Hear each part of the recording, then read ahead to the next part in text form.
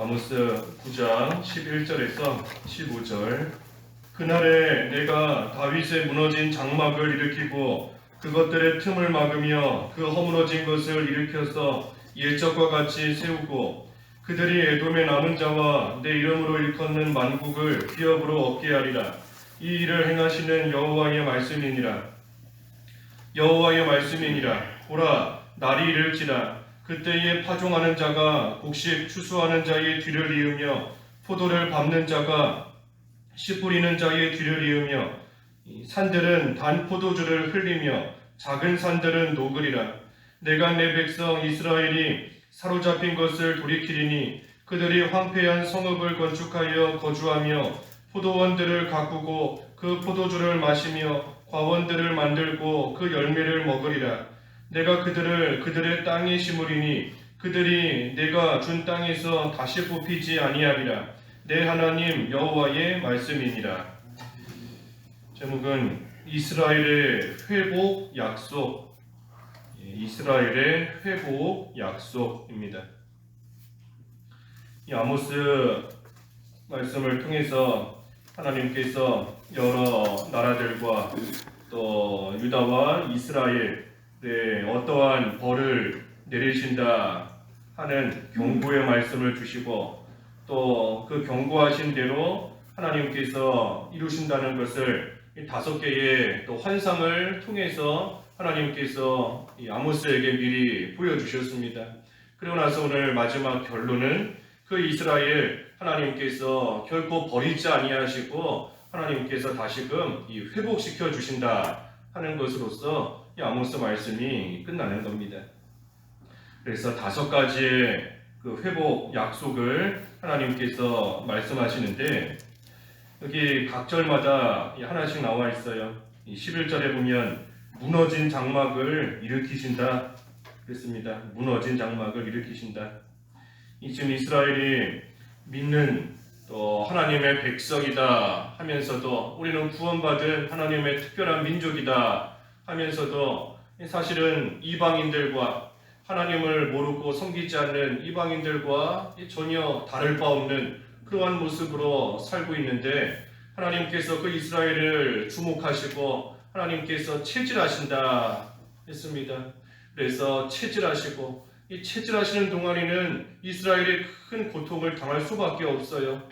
그 곡식이 이 체질당한다 할 때 뭐 곡식에게 무슨 생명이 있는 건 아니지만 그 곡식이 그 채 안에서 뭐 이리저리 왔다 갔다 흔들리고 다른 곡식들에 부딪히고 뭐 날리고 떨어지고 하면서 많은 또 고난을 당하는 것 같이 우리도 하나님께서 체질하시며 우리를 회개시키는 그 과정 가운데 있을 때에는 참 여러 가지 면으로 편치 않습니다. 마음도 편치 않고 육신도 편치 않고 여러 가지 모양으로 이 고통을 당하고 어려움을 당할 수밖에 없어요. 체질하기 때문인 겁니다. 체질.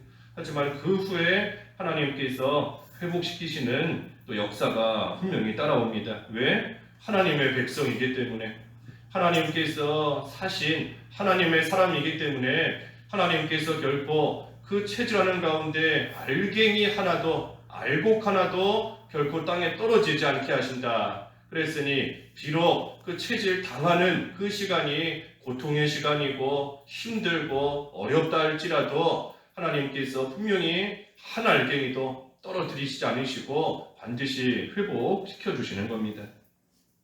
그래서 11절에 무너진 장막, 다윗의 무너진 장막을 일으키고 그것들의 틈을 막고 허물어진 것을 일으켜서 옛적과 같이 다시 세워주신다. 무너진 장막 일으키시는 겁니다. 하나님의 심판을 받으니 무너졌어요. 장막이. 하나님께서 체질하듯이 흔드시고 날리시고 하니 그 장막에 다 무너지고 쓰러져 버린 그러한 것 같은 이스라엘이지만 하나님께서 일으키셔서 옛적과 같이 세우신다. 그러니 우리가 하나님의 징계를 받을 때 망했구나, 이제 죽었구나 하고 생각할 이유가 없습니다. 소망이 있어요. 소망을 가져야 됩니다. 하나님께서 무너졌지만 비록 지금은 무너진 장막과 같지만 분명히 다시 일으키실 그러한 또 하나님의 은혜와 긍휼이 있는 줄 알고 우리가 하나님의 징계 가운데 소망을 가져야 돼요. 낙심하면 안 됩니다. 소망을 갖고 특별히 여기 다윗의 무너진 장막 그랬는데 하나님께서 이 장막을 무너뜨리시고 다시 일으키시는 것은 이 다윗과 맺으신 언약이 있기 때문입니다. 이 다윗과의 언약이 있기 때문이에요. 하나님께서 다윗과 언약을 여러 가지를 맺어 주셨지만 그 중에 이 몇 가지를 보면 하나님께서 죄 지으면 반드시 징계하신다 하신 것이 이 다윗 언약의 내용 가운데 하나입니다. 나단 선자를 통해서 하나님께서 다윗에게 너가 죄 지으면 하나님께서 놔두지 않으시고 반드시 징계하신다. 하나님이 언약하신 거예요. 약속하신 겁니다. 그리고 또 다윗에게 주신 약속이 뭐였는가? 그 너희의 왕위가 영원히 견고하리라. 다윗의 왕위가 영원히 견고하리라. 그것은 이 육신적인 다윗의 혈통을 가리키는 것뿐 아니라 더 중요한 것은 예수 그리스도 다윗의 혈통에서 나오시는 예수 그리스도를 통해 하나님의 나라가 영원히 견고하게 된다 하는 것을 궁극적으로 약속해 주신 것인데 어찌됐든 다윗에게 주신 그 언약이 왕위 영원히 흔들리지 않고 견고히 설 수 있게 하신다 하는 것이 주신 약속입니다. 그러니 하나님께서 그 언약 다윗과 맺어주신 언약대로 이루시는 겁니다. 이스라엘이 하나님 앞에 죄 지으면 하나님께서 그때 주신 약속대로 이스라엘을 징계하시는 거예요. 하지만 또 한편으로는 그 왕위가 영원히 간다 그랬으니 또 그 약속대로 하나님께서 다시 회복시켜 주시는 겁니다.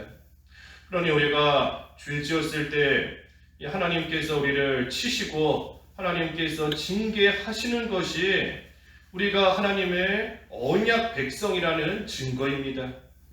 하나님의 언약 백성, 하나님의 언약 가운데 참여한 하나님의 백성이라는 증거예요. 우리가 죄 짓는데도 하나님께서 징계하시지 않고 내버려 두신다라고 한다면 하나님이 다윗과 맺으신 그 언약과 우리는 상관이 없는 사람인 겁니다.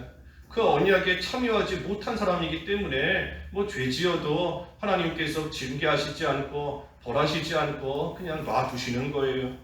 불신자들이 그렇지 않습니까? 죄 짓고 살아가도 악하게 살아가도 하나님께서 그냥 내버려 두실 때가 있어요. 왜? 그들은 하나님의 언약과 무관하기 때문인 겁니다. 상관이 없어요. 하지만 우리는 하나님의 언약 백성이기 때문에 우리도 죄 지을 때 하나님께서 반드시 징계하시는 겁니다. 하지만 다시금 회복시켜 주시는, 회개할 때 회복시켜 주시는 그러한 하나님의 약속 또한 우리에게서 이루어지는 겁니다. 그래서 무너진 장막을 일으키신다 그랬고 12절에는 만국을 기업으로 얻게 하리라 그랬어요. 만국을 기업으로 얻게 하리라. 그들이 에돔의 남은 자와 내 이름으로 일컫는 만국을 기업으로 얻게 하리라. 그래서 이스라엘이 에돔을 포함해서 이 여러 나라를 기업으로 얻는다. 이스라엘이 더욱더 커지고 회복되는 것, 확장되는 겁니다. 확장. 그래서 하나님께서 이스라엘을 회복시키셔서 이전보다 더 큰 나라가 되게끔, 이전보다 더 큰 나라가 되게끔 하나님께서 하신다는 거예요. 그래서 우리가 회개하면 이전보다 더 나은 자가 됩니다. 우리가 죄를 회개하면 전보다 이전보다 더 나은 자로 하나님께서 다시금 세워주세요. 우리 속에 다 죄가 있는데 우리가 특별한 죄 당장에 짓지 않은 것 같다 할지라도 우리 속에 다 죄가 있기 마련인 것인데 우리가 그것을 찾아서 없애는 만큼 더 나은 자가 되는 겁니다. 점점 더 좋은 자로, 점점 더 의로운 자로 점점 더 만들어져요. 그래서 하나님께서 이스라엘을 더 확장시켜 주시는 것처럼 하나님께서 영적으로도 우리를 더 나은 자로 만들어 주시는 겁니다. 특별히 에돔의 남은 자와 내 이름으로 일컫는 만국을 기업으로 얻게 하신다 그랬는데 이 구속사적으로 보면은 하나님께서 택하신 모든 사람들이 다 하나님께로 나온다 하는 그러한 뜻이 있습니다. 하나님께서 택하신 자들, 비록 에돔과 같은 이방인이다 라고 할지라도 또 이스라엘 안에 있는 그러한 하나님의 선민이라 일컫는 그러한 사람들도 하나님께서 참으로 모든 자 하나님 나라의 백성으로 불러들이시고 하나님 나라에 들어가게 하신다. 그러니 장차 예수 그리스도로 말미암아 이방인이든 이스라엘 민족이든 하나님께서 택하신 자들은 다 하나님 나라의 백성이 될 것을 또한 예언한 그러한 말씀인 겁니다. 그래서 에돔에 남은 자 이방인 가운데 택함 받은 자들이에요. 에돔에 남은 자 택함 받은 자 이방인 가운데. 그래서 이방인도 하나님 나라의 백성이 된다 하는 겁니다. 13절에는 이 농사가 끊이지 않게 하신다 그랬어요. 농사가 끊이지 않습니다. 보라 날이 이를지라 그때에 파종하는 자가 곡식 추수하는 자의 뒤를 이으며 포도를 밟는 자가 씨 뿌리는 자의 뒤를 이으며 또 산들은 단 포도주를 흘리고 작은 산들은 녹는다 그랬어요. 그래서 곡식 추수가 끝나기 무섭게 또 바로 파종하는 거고 씨를 뿌리면 또 바로 이 포도를 밟게 된다. 그러니 농사가 잘 되는 겁니다. 하나가 끝나면 곧바로 또 다른 것을 농사해서 열매를 맺히고 그러니 농사가 잘 되고 많은 것들을 또 풍성히 거두게 되는 겁니다. 그래서 하나님의 징계 받고 난 후에 회개하고 바로 서면 그때부터는 모든 것이 형통하게 돼요. 그때부터는 모든 것이 형통한 겁니다. 열매가 끊이지 않고 맺히고 또 산에서 단 포도주를 흘린다 그랬는데 이거 다 우리가 영적인 의미도 있는 겁니다. 열매, 우리가 회개하고 바로 서면 이 영적인 열매가 그때부터는 잘 맺히는 겁니다. 지금까지는 더러운 것들이 있었기 때문에 이 열매가 맺히지 못했지만 이제는 그것을 다 없애고 바로 서니 영적인 열매가 풍성히 맺히고 또 포도주와 같은 그러한 진리가 계속해서 흘러나오는 그러한 가운데 또 하나님이 주시는 평강을 누리며 생명의 역사가 있는 겁니다. 기쁨이 있고 감사가 넘치고 우리가 회개해야 기쁨이 있어요. 회개하지 않으면 우리에게 참된 기쁨이 없습니다. 회개해야 기쁨이 있고 회개해야 감사가 나오고 회개해야 마음의 평안이 있고 그래서 산에서 단 포도주가 흘러 넘치는 것 같은 그러한 또 생명이 있는 역사가 있는 삶을 사는 겁니다. 작은 산이 녹는다. 이 작은 산은 특별히 우리 자신을 가리키는 건데 우리 자신 우리가 회개하고 나면 자기가 다 없어져요. 자기 자신이 죄 가운데 살 때는 자꾸만 내가 나타나고 내가 보이고 내 생각 내 주장이 드러나는 것이지만 하나님 앞에 회개하고 나면 자기가 다 녹아지고 자기가 없어지는 겁니다. 우리가 자기가 없어져야 돼요. 항상 내가 문제인 줄 알아야 됩니다. 내가 죽지 못했기 때문에 거기에서부터 욕심이 나오고 내가 죽지 못하고 살아있기 때문에 누가 한번 와서 찌르면 그냥 묵하면서 속에 있는 것이 나오는 거고 내가 살아있기 때문에 하나님의 나라와 의를 구하지 못하고 자꾸 나한테 필요한 거 그것만 구하고 다 내가 문제인 줄 알아야 됩니다. 그러니 우리가 회개해야 돼요. 평생에 지은 죄 하나님 앞에 돌아보며 회개할 때에 그때에 다 내가 없어지고 녹아지는 겁니다. 14절은 황폐한 성읍을 건축하신다. 황폐한 성읍을 건축하신다 그랬어요. 14절 내가 내 백성 이스라엘이 사로잡힌 것을 돌이키리니 그들이 황폐한 성읍을 건축하여 거주하며 포도원들을 가꾸고 그 포도주를 마시며 과원들을 만들고 그 열매를 먹으리라. 성읍이 다시 건축되고 그 안에 포도원, 과원 이런 것들을 만들어서 열매를 먹고 마시는 겁니다. 농사가 끊이지 않고 계속되고 그 가운데 그 열매들을 마음껏 먹는 거예요. 열매들 마음껏 먹는 겁니다. 그래서 영적으로 볼 때에도 이것도 하나님의 백성들 참으로 회개하고 다시금 생명의 역사가 있는 그러한 삶을 살 때에 이 황무지와 같았던 성읍이 황폐하게 되었었으니 그 황무지인 겁니다. 뭐 아무것도 없어요. 포도원도 없고 과원도 없고 이 빈 그러한 광야같이 황폐한 성읍이었는데 그러한 황무지와 같은 그러한 심령이 다시금 소생함을 얻는 겁니다. 우리가 죄 가운데 있을 때에는 마음이 참 공허해요. 마음이 공허하고 뭘 해도 조금 전에 증거한 대로 기쁨도 없고 만족도 누리지 못하고 뭔가 열심히 살아가고는 있는데 뭔가 열심을 내어서 하고는 있는데 그런데 열매가 없습니다. 열매가 없어요. 황무지와 같은 황폐한 성읍 같은 그러한 삶을 사는 것인데 다시금 돌이키면 회개하면 하나님께서 황폐한 성읍 다시 세워주신다. 그 안에 포도원과 과원을 만들어서 풍성한 열매 다시금 먹을 수 있게 하나님께서 해주신다라는 겁니다. 그래서 황폐한 성읍 건축해 주시는 겁니다. 황무지가 수생이 되는 거예요. 황무지가. 특별히 우리는 또 이것도 영적으로 볼 때에 우리가 회개하고 바로 설 때 그러한 자를 통해서 이 하나님의 복음이 전파되어져 나갑니다. 회개하고 바로 서는 그 자의 모습을 통해서 주변에 있는 사람들도 그 모습을 보고 하나님께 돌아오는 그러한 일들이 또 있기 마련이에요.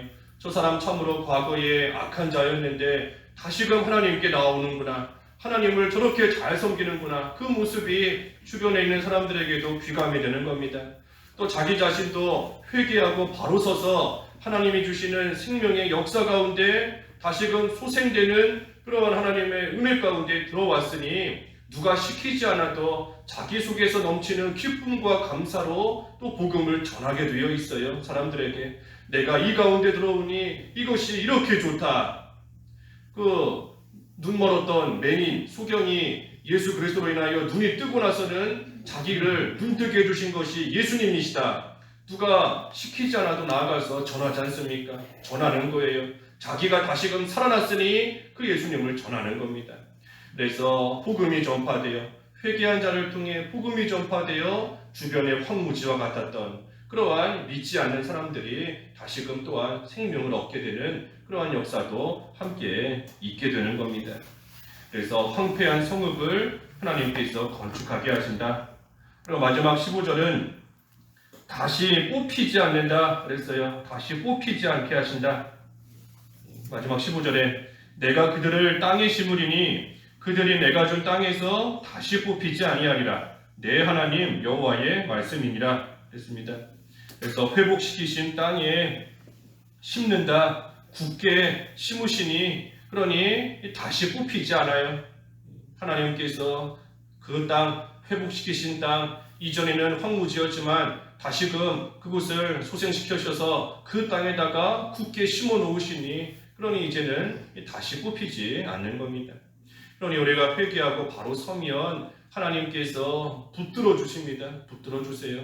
하나님께서 불쌍히 여기시고 붙들어 주시고 다시 죄 짓는 자리로 돌아가지 않도록 하나님께서 품어 주시는 겁니다. 탕자가 돌아왔을 때 아버지가 품어 주는 것처럼 품어 주시는 거예요. 그래서 하나님의 그 사랑 안에 거할 수 있게끔 해 주시는 겁니다. 그래서 이 5가지 약속인 것인데 이 약속은 궁극적으로 이 예수 그리스도를 통해서 온전히 이루어집니다. 예수 그리스도 죄 가운데 있는 우리가 회복되는 거 온전히 예수 그리스도로 인함인 겁니다. 예수님으로 인한 거예요. 그래서 예수님으로 말미암아 우리가 하나님께로 다시금 돌아오는 것이고 예수님으로 말미암아 우리가 영적인 열매가 맺히는 것이고 그 생명이 다시금 소생하는 것이고 또한 남을 살릴 수 있는 것이고 예수 그리스도 안에서 우리가 마귀에게 다시 이끌려 나아가 죄 짓는 그러한 가운데 또 빠지는 그러한 일이 없게 되는 겁니다. 그래서 예수님으로 말미암아 다시금 회복시켜 주시는 이러한 역사가 오늘날 우리에게도 반드시 있는 겁니다. 그래서 하나님의 공의의 약속인 것인데 이 아모스 전체의 이 큰 그러한 주제가 하나님의 공의다 그랬어요. 하나님의 공의. 그래서 공의의 하나님의 약속은 죄 가운데 있는 이스라엘이지만 하나님께서 그들을 비록 주목하셔서 체질하시지만 하나님께서 결국은 그러한 이스라엘 온전히 멸하지 않으시고 하나님께서 체질하신 후에는 다시금 회복시켜 주실 것이다. 그래서 하나님의 사람으로서 왕 같은 그러한 제사장으로 굳게 설 수 있도록 하나님께서 일으켜 세워주신다 하는 것이 이 아모스서의 결론인 겁니다. 그래서 우리도 하나님의 공의를 생각하고 하나님 앞에서 분명히 언약 백성이므로 하나님께서 징계하시지만 회개하면 회복시키시는 그러한 하나님의 은혜의 역사가 있음을 우리가 잘 생각해야 되겠습니다. 기도하겠습니다. 하나님 아버지, 참으로 이스라엘을 주목하셔서 그들의 죄로 인하여 체질하시지만 다시금 회복시키시는 하나님이심을 깨닫게 하셨사오니 감사합니다. 하나님께서 무너진 장막을 다시금 일으키시고 또한 만국을 기업으로 얻게 하시고 농사가 잘 되게 하시고 황폐한 성읍을 다시금 건축하시며 결국은 다시 뽑히지 않도록 하나님께서 굳게 세워주신다 하셨사오니 하나님 저희들도 하나님 앞에서 징계받을 때에는 고통스럽고 힘이 들지라도 회복의 역사가 있는 줄을 알고 소망을 가지고 끝까지 바로 서기를 힘쓰는 저희들 다 될 수 있도록 은혜를 베풀어 주시옵소서. 예수님의 이름으로 기도하옵나이다. 아멘.